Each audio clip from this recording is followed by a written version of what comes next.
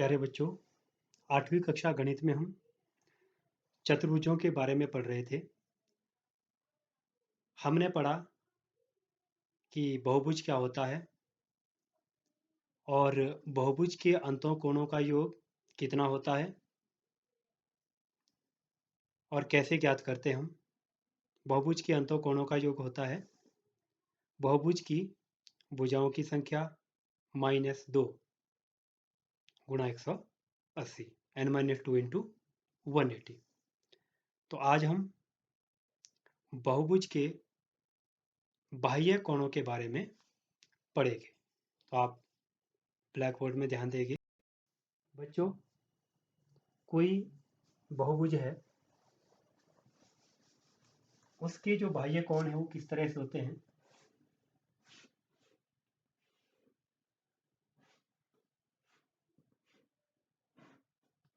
ये मैंने एक बहुभुज बनाया और ये इसके बाह्य कोण है 4 कोण, क्योंकि ये चतुर्भुज है। पंचभुज होता तो 5 कोण होते, त्रिभुज होता तो 3 कोण होते।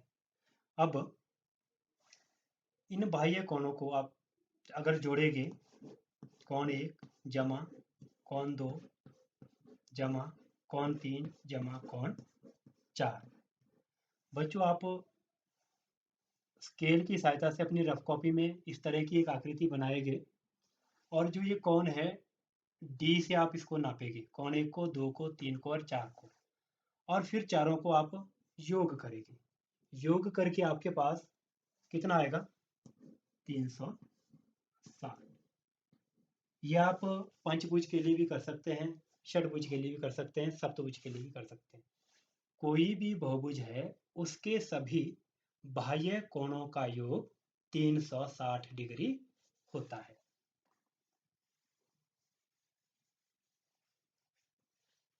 बच्चों, आपकी एक्सरसाइज 3.2 में पहला प्रश्न है, जिसमें एक त्रिभुज की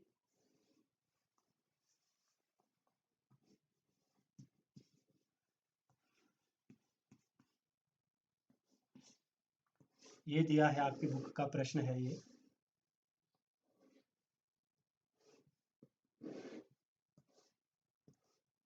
इसमें ये जो दो कोण दिए हैं, पहला कोण 125 डिग्री, दूसरा 125 डिग्री, इनकी माप दी है और तीसरा कोण आपने ज्ञात करना है। अब देखिए कैसे करेंगे, क्योंकि जो बहुभुज है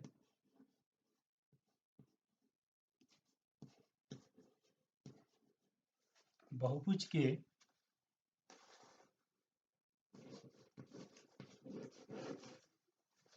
सभी कोणों का योग होता है, कोणों का योग बच्चों कितना होता है? 360 डिग्री। तो यहाँ पे बहुभुज है त्रिभुज, इसके कोण है 125 डिग्री जमा 125 डिग्री जमा x डिग्री बराबर है कितना? 360। 125 और 125 250 डिग्री जमा x बराबर है 360 डिग्री। इसके बाद x का मान आपने निकालना है। x कितना आएगा? 360 डिग्री माइनस 250 डिग्री। अब आप 360 में से 250 घटाएंगे, कितना आएगा? 0 माइनस 0 0, 6 में से 5 गए 1, 3 माइनस 2 1, 110 डिग्री। तो बच्चों, इस तरह से हमने त्रिभुज का बाह्य कोण जो अज्ञात था उसको ज्ञात किया, जो कितना आया? 110 डिग्री। तो दूसरा प्रश्न आप इसका खुद करेंगे। और प्रश्न नंबर 2 में है, समबाहुभुज के बाह्य कोणों का माप ज्ञात कीजिए। देखिए, समबाहुभुज है तो अगर भुजाएं समान है तो बाह्य कोण भी समान होंगे, ये आपने याद रखना है। तो 9 भुजाएं हैं। अब आपको पता है 9 भुजाएं वाला कोई समबाहुभुज है तो उसका कोण, प्रत्येक बाह्य कोण क्या होगा? 9 भुजा वाले सम बहुभुज बहुभुज का प्रत्येक बाह्य कोण देखिए बेटा, आपके पास जो बहुभुज है उसके सभी कोणों का योग होता है कितना? 360। अब वो समबाहुभुज है तो सभी कोण कैसे हो गए आपस में? बराबर। भुजाएं अगर 9 है तो कोण भी कितने हो गए? 9। अब आपके पास बहुभुज में 9 कोण है, 9 के 9 आपस में बराबर है और उनका जोड़ 360 है। तो फिर से रिपीट कर रहा हूं, एक बहुभुज है जिसकी 9 बराबर भुजाएं हैं तो बाह्य 9 कोण भी बराबर होंगे। बाह्य 9 बराबर कोणों का योग 360 डिग्री है तो एक कोण क्या होगा? सोचिए, सिंपल सी बात है, 360 बटे 9 कितना आया? 40 डिग्री। तो इस तरह से आपने ज्ञात करना है इसका दूसरा भाग। अब मैं प्रश्न नंबर चौथा आपको बताता हूं। प्रश्न नंबर चौथे में है प्रश्नावली 3.2 का ही, ये प्रश्न नंबर दूसरा था। आपने नोट कर लिया होगा।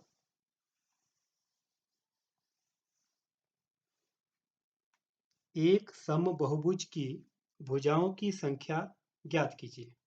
प्रत्येक अंतःकोण 165 डिग्री का है। अब यहाँ बाह्य कोण नहीं है, यहाँ बात की है अंतःकोण की। तो अंतःकोण जो बहुभुज है उसके सभी अंतःकोणों का योग कितना होता है? वो भी 360 नहीं होगा। उसके लिए आपको एक फॉर्मूला मैंने कल बताया था, वो क्या था? n-2 into 180 degree. देखिए, बहुभुज के बाह्य कोणों का योग होता है 360 डिग्री और अंतःकोणों का योग ये होता है जो हमने पिछली कक्षा में पढ़ा था। अब यहाँ पर क्या है, कोई समबाहुभुज है मतलब भुजाएं उसकी सारी बराबर है बहुभुज की, तो कोण भी क्या हो गए? सारे बराबर हो गए। अब आपने क्या है, प्रत्येक अंतःकोण निकालना है। प्रश्न नंबर 4 है, तो हम मानेंगे भुजाओं की संख्या क्या है? n है। माना समबाहुभुज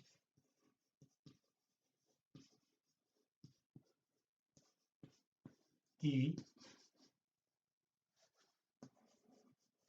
भुजाओं की संख्या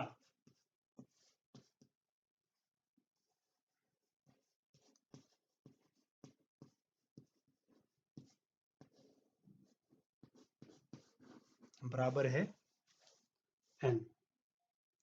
अब कोणों का योग कितना होगा? कौन कौन से? अंतःकोणों का योग। अंतःकोणों का योग अभी अभी आपको मैंने बताया, n-2 गुणा 180 डिग्री। अब प्रश्न के अनुसार क्या बताया है, जो कोणों का योग है n-2 इंटू 180, ये किसके बराबर होगा? देखिए, बहुभुज में कोण कितने हैं? जितनी भुजाएं हैं। भुजाएं कितनी है? n, तो कोण भी कितने हुए? n। तो एक बहुभुज में n कोण है और प्रश्न में दिया है कि एक कोण कितने का है? 165 डिग्री का है। तो एक कोण का माप अगर 165 डिग्री है तो n कोणों का माप क्या होगा? n गुणा 165, n गुणा 165। अब इसको आप हल करेंगे, n का मान आएगा और वो n क्या होगा? भुजाओं की संख्या। देखिए कैसे हल करेंगे। n से 180 गुणा करेंगे 180n, 2 से 180 गुणा करेंगे 360 और ये 165 n। n वाला मान हम इकट्ठा करेंगे 180n माइनस 165n। यह आपने दूसरे चैप्टर में किया है जब आपने समीकरणों को हल किया था, एक चर वाले रैखिक समीकरणों को। बराबर है -360 परे हो जाएगा, क्या बनेगा? Plus 360 degree. और 180 में से 165 घटाएंगे, कितना आएगा?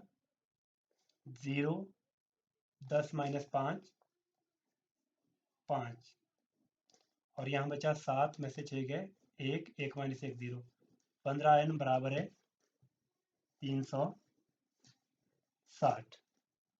और n का मान कितना आया? 360 बटे 15। तो 360 बटे 15 कितना हुआ? आप 360 को 15 से भाग करो और कितना आएगा? 15 दूने 30, 6 0 60, 15 चौके 60। तो इस तरह से बच्चों भुजाओं की संख्या कितनी आई? 24। आप लिखेंगे अतः समबहुभुज की 24 भुजाएं हैं। क्या लिखेंगे? अतः समबहुभुज की 24 भुजाएं हैं। तो बच्चों इसी तरह से आप प्रश्नावली 3.2 के सभी प्रश्नों को हल करेंगे और हल करने के बाद आप उसका फोटो लेकर ग्रुप में जल्द से जल्द भेजेंगे। और 8वीं कक्षा में बहुत कम बच्चे होमवर्क कर रहे हैं। अभी तक केवल 3 या 4 बच्चों का होमवर्क पिछला मेरे पास आया है। तो मैं उम्मीद करूँगा कि आज के बाद सभी बच्चे होमवर्क पूरा करेंगे और जो पेरेंट्स है वो बच्चे के होमवर्क में बच्चे का पूरा सहयोग करेंगे। धन्यवाद। आज के लिए इतना ही। अगली कक्षा में अगले वीडियो के साथ प्रश्नावली 3.3 में फिर आपसे मुलाकात होगी। तब तक के लिए धन्यवाद।